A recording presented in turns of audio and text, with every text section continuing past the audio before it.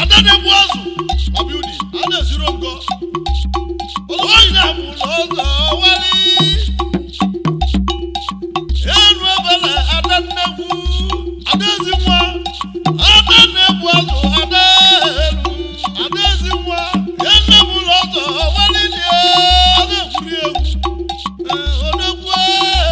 Ozo wali Igbo. Ozo wali ni Anyimbo. Ozo wali Sibukelezi Ogia.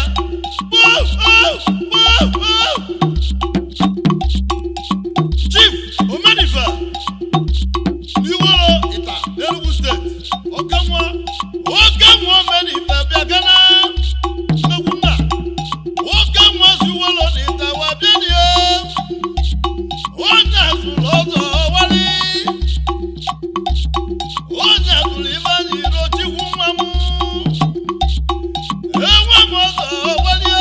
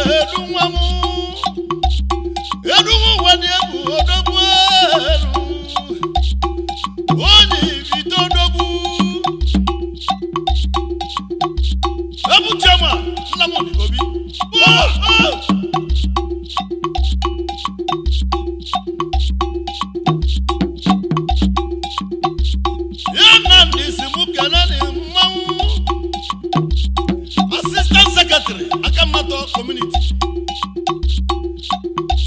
Mr. Izuchukwu Ozwa, Papa Nyanya. Pa. Woki wapo kusimu kanagi. Unu ni alabona lolo de mwa. Ewa mu Papa Nyanya mmawu. Onya Kamato ibita odoguni o. Ewa mi Izuchukwu Ozwa. Ena nisisi kanagi okiwu. Power. I wanna gonna.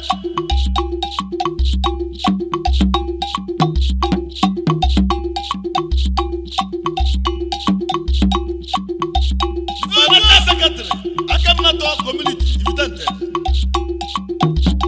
Mr. Ndubeze Ozwa Onyeze wabo odogu Ndubeze nwamu Ozwani Oki wuna mundisisi kanagi Nuni anabona lonu ni mwa akamunato Ivadi wenu Andi julaju ekwenye Ewa monyeze ndukadi Ndubeze nwamu Ina kabyeni okiwu Okiwu abo kusimu kanani odogu Ejo ikado wana Ibubo Chief Uche Sovia Rami Invention West Africa Limited Rami Sovia Rami Oka Mwamelu Rami Ibubo Uche Rami niyo Ogala International Sovia Odogwu Egadi Robela Egina Nandi Gwezo Iwa Buluwana Rami Vision Mamu Oke Mwasi Mana Odogwu niyo Egabro Ejogwa Uche Rami Oke Sovia Wataniyo Enegu Sovia Rami Rami Betanu Oka Aiwana kana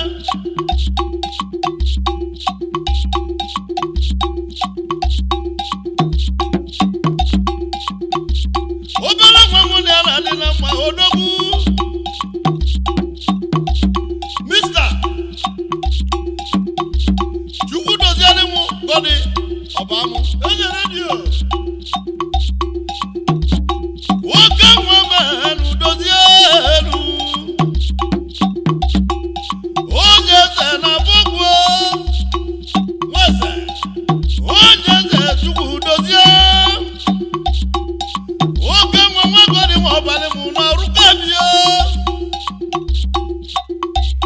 Echi tafosu ni muru rukabio kebo Ane sirongo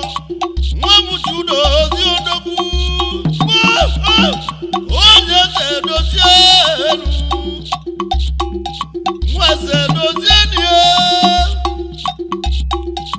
Mweze mwabamu dozien Munagi na bogwezo yewa bulumana Doze warugabi bumamu Mweze warugabi odogu niyo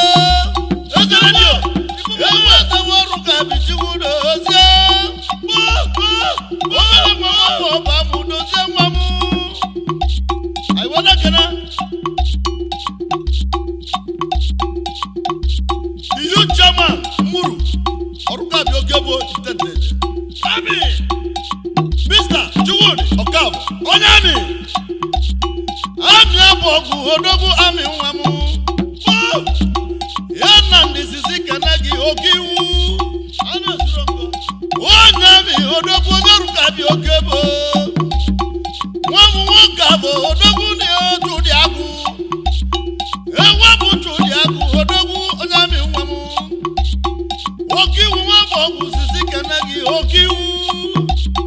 Ebu chemanu yutumuru nina Ami Onyami kabyani Power Yana ndisimu kanani odogu Oguro kawa adonio Obela mwamu ni anadina mwamu Mr. Chidi Ramon Ibebika Onye orukabi ogebo Onye ogologo Etalazi manu odogu Chidi mwamu Onye orukabi ogebo Ibebika Ewa Ramon Ibebika Oguro kawa adonwamu Ewa buchidi odogu orukabi nina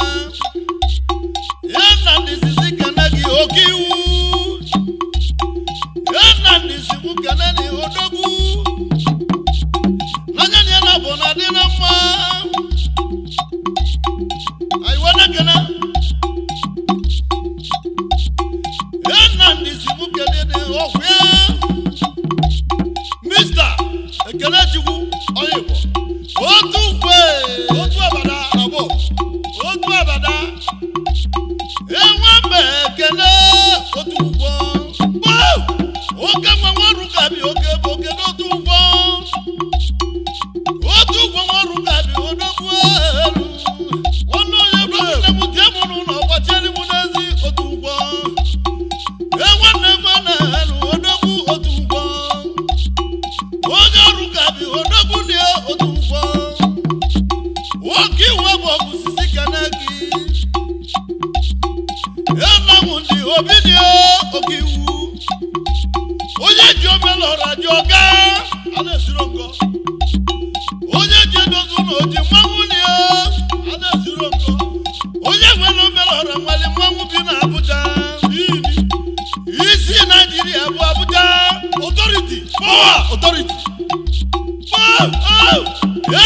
ndị si mụ kenani mmanwụ Mr. Emmanuel Akwale injinia electrical Emmanuel odogwu na meka na bọgwụ ime odogwu injinia electronics ịma gị na nna ndị na-adị na mma ịma nne m Emmanuel Akwale onye kamnato na n'ibite odogwu na n'isisi kene gị oke iwu nwa bụ ọgwụ obi ọgbọ ndụ oke iwu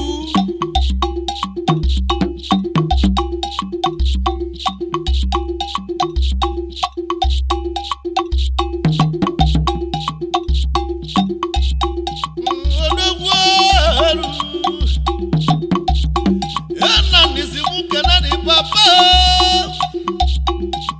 Chief Chiwodi Banu Abalu Segara Aluba Ewa ma balu sia Kuri agu Yene kuna balu sia ni Agu Abalu Segara Ekulungala Mwa Engineer Chiwodi Odogwu Agu Ejudi nwa Banu Ibobo onye ibite odogwu nna m ndị obi sisi kene gị oke iwu nwa bụ ọgwụ obi ọgwụ ndụ anyị wene kene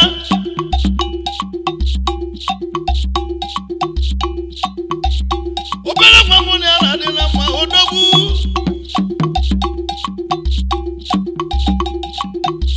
Mr. Emmanuel Walioba injinia ọzọ asị abụ nnu na bọ asị abụ nnu nwa bụ ọgwụ ịma oke nwa ọrụ kabi oge bụ ịma nwa m asị abụ nnu abụ ọgwụ odogwu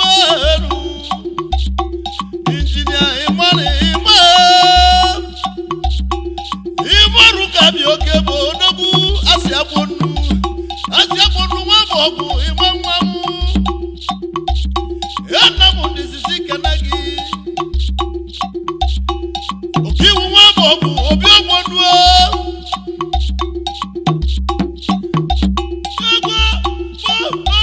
anyị were kene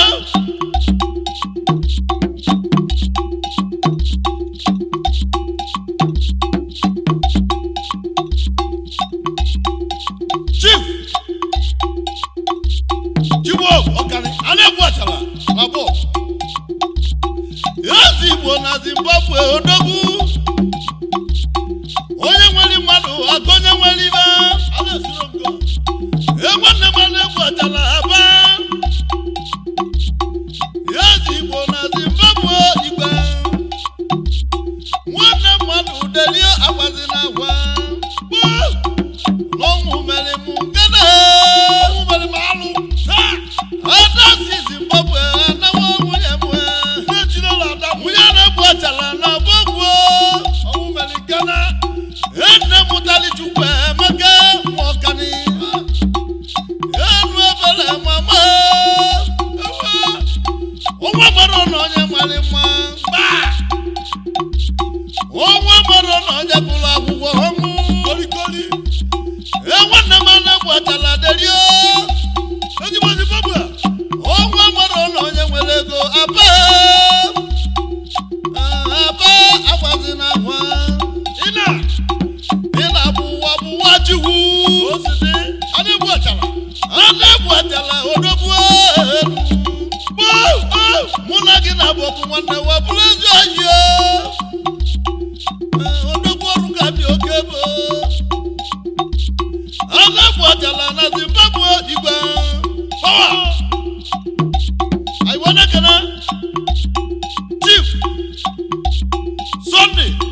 Nwankwatua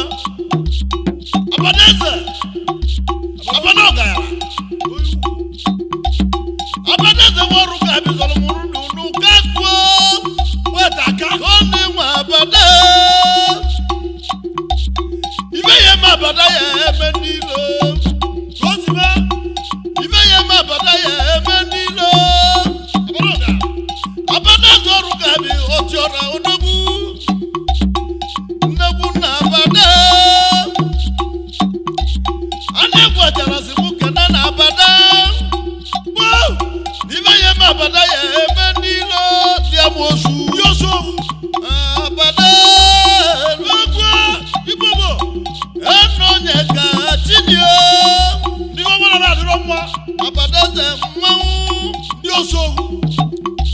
Jonya dini zuzibana Akwakuri mieso ni wangwa Koli Abade yuhu Abade ze Babonye kachihu Omolonye kachihu Ezo ni mwa Abade Igba moti norukabio igba Power I wanna gana Chief Peter Ikache Igba memabo Ozo igba mema Peter Okuta Igba mema na Cameroon Oka mwa rukabi na Cameroon Okuta Okuta warukabi na bani Nwayoko Yana mundi obidio okiwu Onya meliji wejeni boku Obroku Okiwu waboku obio monduo Igba meme Peter Okuta Oka mwa warukabi Okuta Okuta warukabi na kama Igba Igba mabo Igba meme Power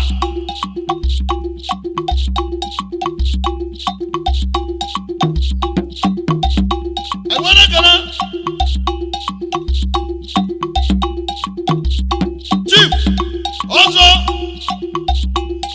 puti vadi Igbo Also puti vadi Also puti vadi na bo Chief Sunday Nnemene Obi Ozo puti vadi wa na bo Oke mwamu ni anade na mwa odogu Ozo puti vadi Ozo di wobidi odogu ozo ni mwamu Ozo puti vadi Ena nisisi kanagi Okiwu wabogu obi omonduo Ebu chema na kamato community nina Ena okiwu Power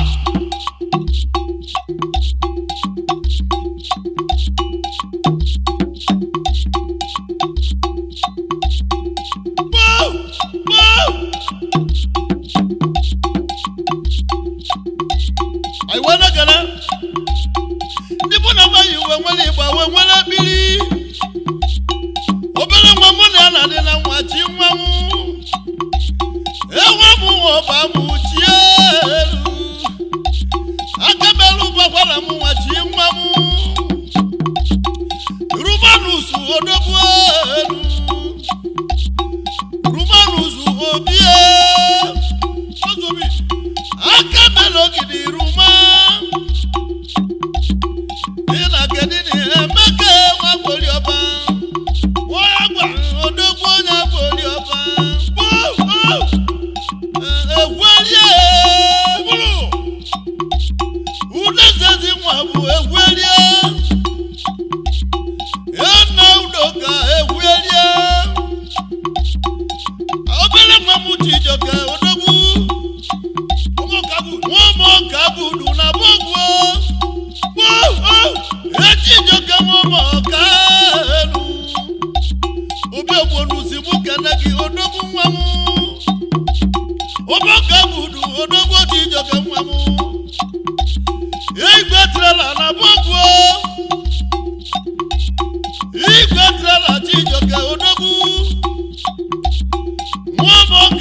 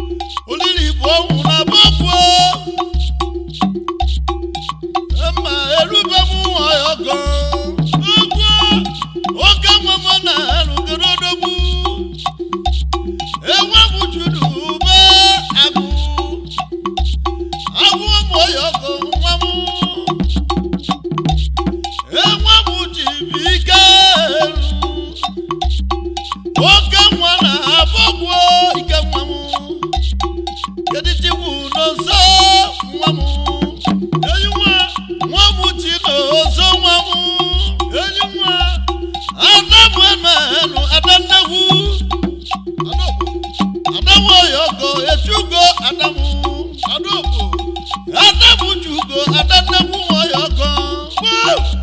ezigbo nwunye mmanụ Ada Ugonemu Ugodia lolo nwunye Nwayoko Ugonemu Ugodia ewa bisi nwa mmanụ Ugonwa nwunye Nwayoko Ugonwa mu